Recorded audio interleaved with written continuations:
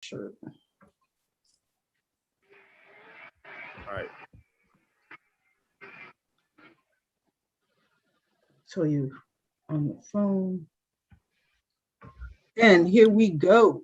Live? We live? Live. That's right. We are live. Good morning, beautiful people. We are back again with another weekly chat. Black Tech Futures Media. I am Jamil. We have Ira.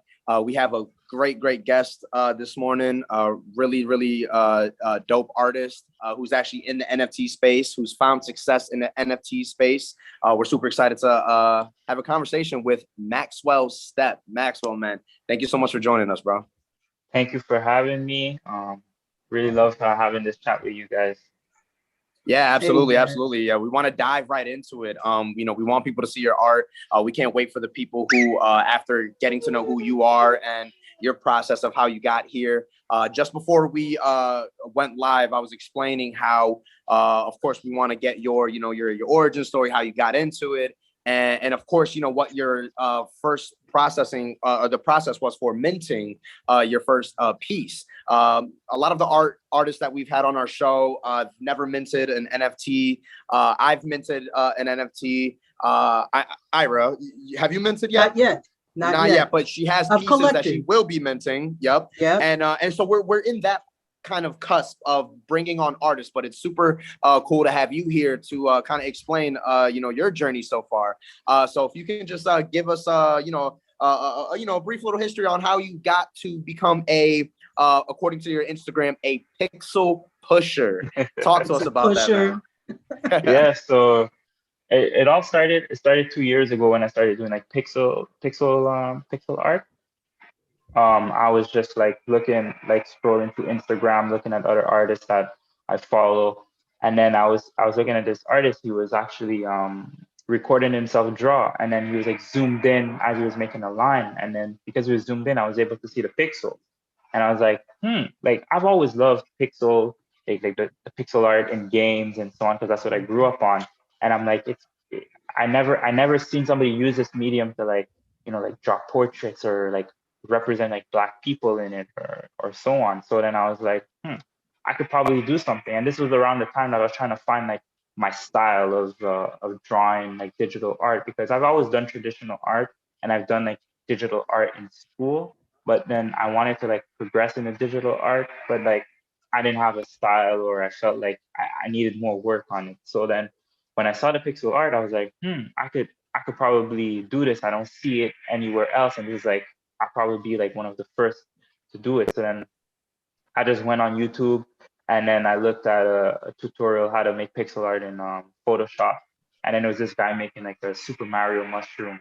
And then from that, I applied what I learned there to like make my pixel art. So then I just went, I took like a reference photo, and then I started drawing with like my tablet on Photoshop. And then I was so happy with the result. I'm like, yo, this is it. Like, I feel like you feel it, when you discover like, you're like, nah, this is it. This is my thing, And then I just every single day I just kept on drawing another portrait. And then after I would like try to switch it up, try to do something that's more challenging so that I can see like where I can take it.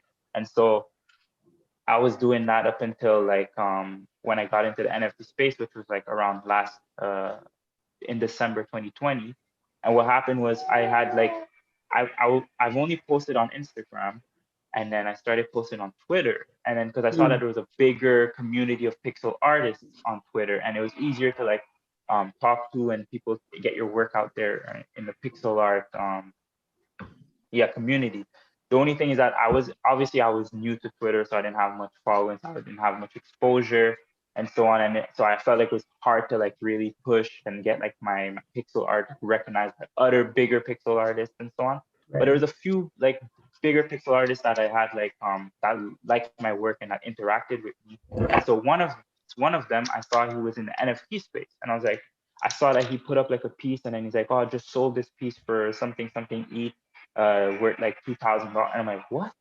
Like, wait, you know what I'm saying? And I'm like, I've been pushing like so much art on Instagram, it's just collecting likes and dust, so like I'm not monetizing on it, you know what I'm saying? So I'm like, I see this and I see an opportunity, and then I just like dive, like I just locked in my head and I just try to do like as much research as possible to see what's this about, how is he being able to sell his art and make money off of it, and it's digital, and then I saw the whole aspect of it, like I resemble the traditional world where you have like your paintings and your art, and then you go to a gallery and it gets auctioned off, and I'm like, yo, this is revolutionary. And then I went on YouTube to see what is an NFT, and there was like no real videos. So I'm like, okay, this is early. I really need to Right. get on this like pronto. So then I think that same week I was like looking at stuff that I could mint or like try to get on, and then I applied on like super rare, and then I was like Mhm. hoping that I'll get on, but you never know. So then I had to like go to Rarible where it's more accessible to everyone, and so I had taken one like a particular piece that I had done that had gotten like a few more likes than my usual stuff. So I was like, Right. people like this one. This should be like my test, and so on. And so transitioning into like setting up my whole wallet and then going through the process of minting. It was a little challenging because I've known about cryptocurrency, but I've never like dove right into it and so on. And I felt like it was a good like there was a learning curve there for like the whole cryptocurrency and then after the NFT. So then I had to like I got myself a wallet, but then the wallet that I had didn't connect with like Rarible. So then I had to get another wallet, and then I had to send money to like, and I had money already in like the first wallet that I created. So then I had to like send money from that one to the other Yeah. wallet, and then go from there. And then after I went to like the minting process, and I'm like, oh, I gotta pay, and I'm like, sheesh. Wait, I gotta pay for all this? Okay. Yeah. Yeah, Yeah, I'm yeah. like, Yeah. but it makes sense. I'm like, it makes sense. I can't like expect everything to be, like I'm investing in order to get back. So I'm like, okay, it makes Right. sense. I have to pay the gas fee. So then I research what's gas fees and that whole thing. So then I pay, I mint my first piece, but I don't promote it. I just leave it there. It was actually a piece that was called OOTD, and then I did like 10 copies of the same piece, and I just left it there, didn't promote it because it was like around the holidays, and I'm like, no, everybody's kicking it with their family, Christmas time, and everything. So I'm gonna wait until that whole holiday season is done, and so like around the first week or second week of January, that's when I like promote it, push it. I say, hey, I just like I have this minted, blah blah blah blah blah, and then I went to bed. And then the next day, I saw that I was able to make a sale off of like one copy. So I was like 9 on 10, and I'm like, oh, this is real. This is legit. It's Like happening. it's Mhm. happening. And I'm like, if I can do it once, I can do it a second time. And I just got to be patient and just wait. And so it kind of went dry for like the rest of the month of January. But the benefit is that because of entering into the NFT space and I've caught some eyes, I was able to get more commissions than I usually do with Instagram. So that was a plus. So I'm getting all these commissions, people DMing me and stuff, and I'm like, this is blessed. Even if I don't sell the NFT, I'm still getting way more exposure, and I'm being able to get commissions. And so that was my month of January, and then February is when everything picked up because it's Black History Month, and now we're trying to highlight as much Black artists in the NFT space. And then I've had like um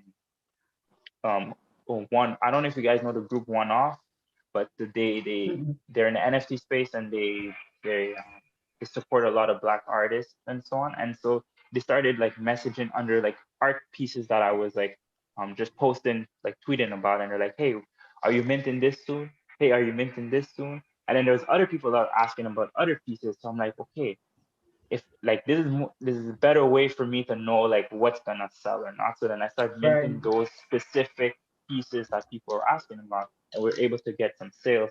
And then I just continue to grow gradually, and then get more exposure. And then I was selling a lot during February, and then the momentum continued because I kept doing was I keep putting out art, but not minting everything, only minting specific stuff. So like I'm keeping myself relevant because people are seeing the art, and also I'm keeping that scarcity so that not all my art pieces are on the blockchain that are up for grabs.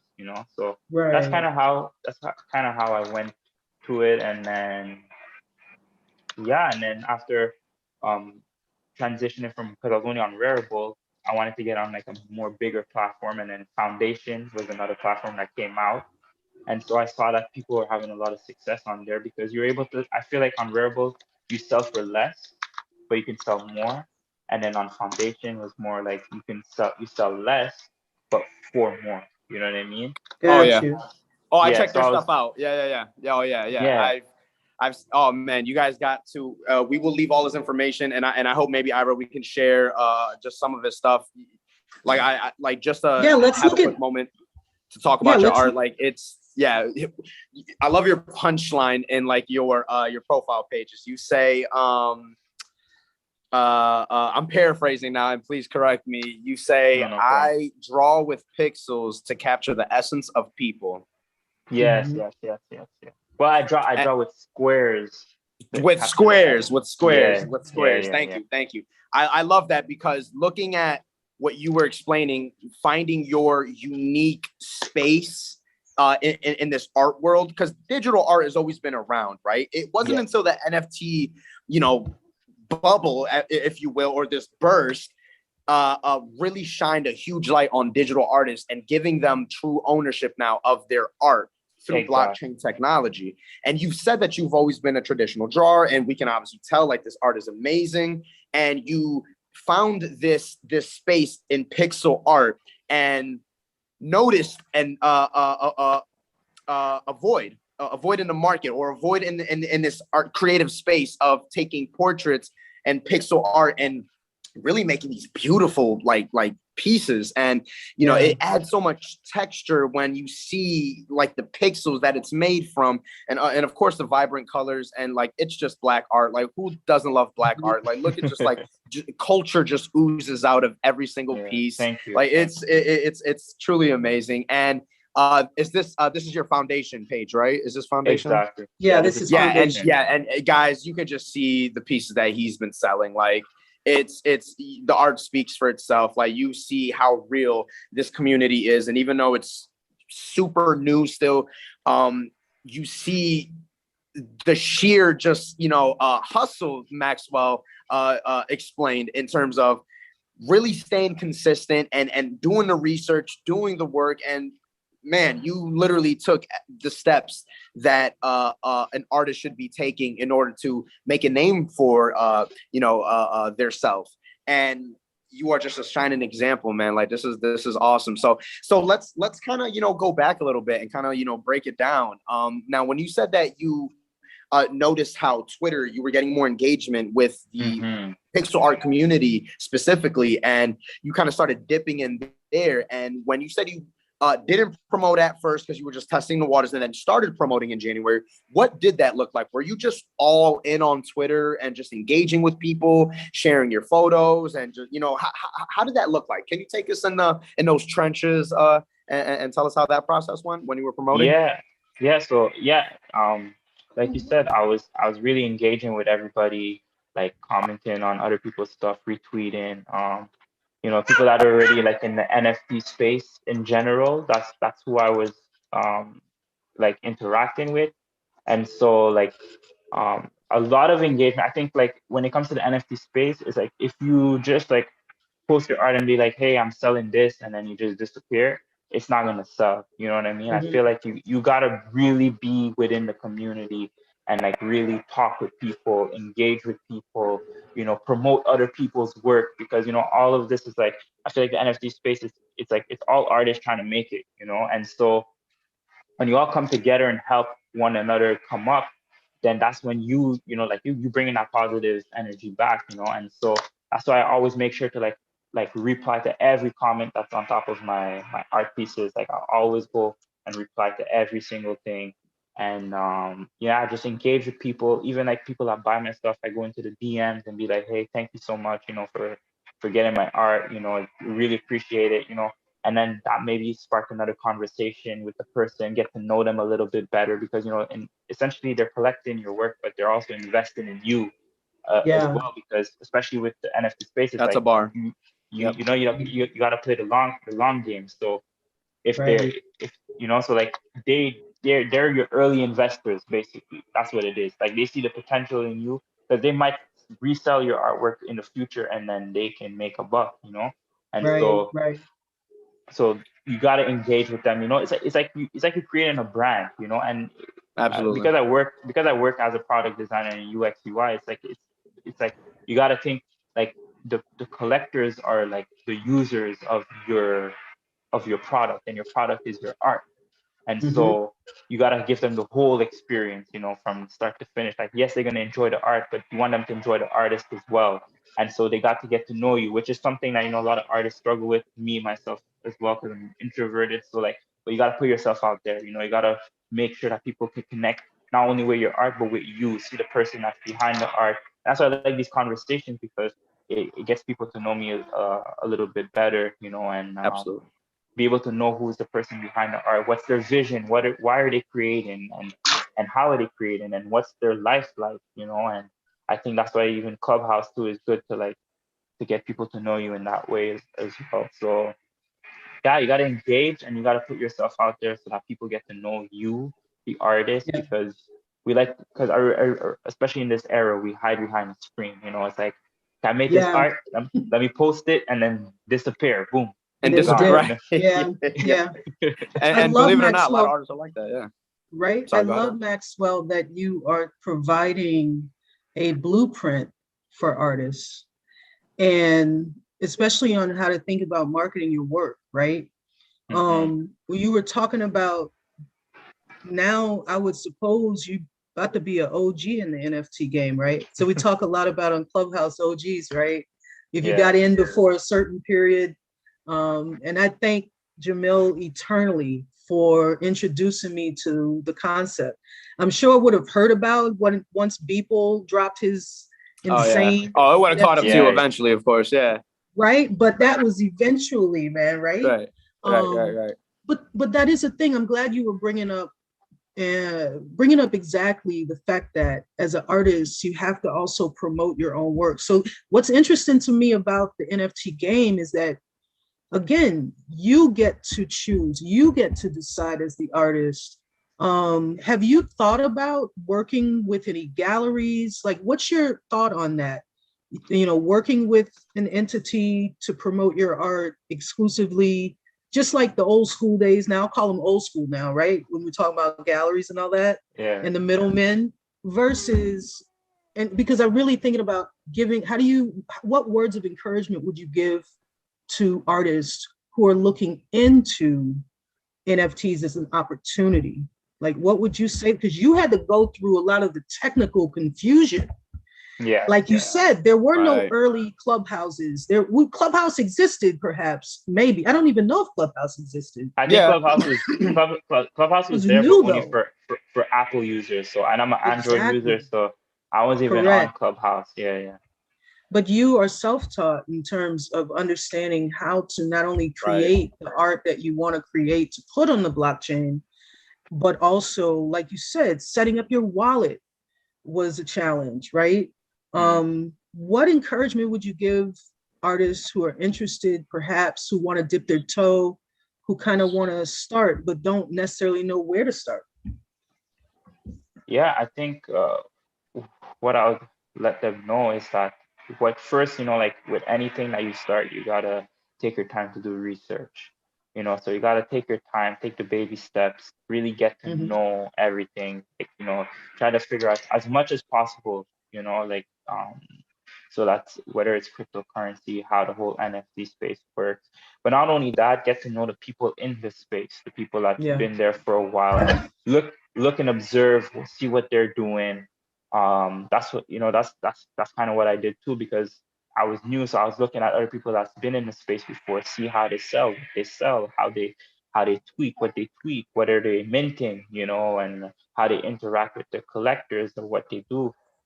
And so Hmm. like you gotta take like this like shadow role, you know, just like shadow any and anybody that's in the space that's successful, you know, because at the end of the day, you gotta like in order to be successful, yes, you gotta be like more like creative and do your own thing, but Right. there's a roadmap too that you know that you can follow, you know, like Hmm. Hmm. and so m- my yeah, that's what I would tell them to do is That's awesome. really Yeah. take their Yeah. time, you know, and really get to know and research and you know I do Yeah. was what lis- makes them feel yeah. comfortable. Yeah. I was listening to a young woman talk about pretty much what we're discussing on Clubhouse the other day, and it was just the like NFT space is so, there's so much to know. There's so much to learn. And a lot of folks get stuck on, I'm just overwhelmed, right? And even when I think about it, I'm spending anywhere between 30 and 40 hours a week in addition to everything I already do, really just trying to understand what this is, how, and particularly where to share and where to research. And I guess, you know, the point you're making is just be persistent. Be persistent. Oh, yeah. That's what I took from this. Yeah. I mean, and I want to go back because this is something that I stress a lot, and I need people to understand this. This is a part of your tool, a part of your arsenal, being in the NFT space. Of course, it can be your whole lane. And I've seen it done before. And and I've seen it with digital artists. But when you enter this space, you have to have this certain confidence because it's still new. It's still new. And people get a little nervous about the technical stuff, cryptocurrency, blockchain technology. I'm not a computer person. And it's like, that's not the point. I wouldn't even worry about that. Just do the research, and enough research to get you started.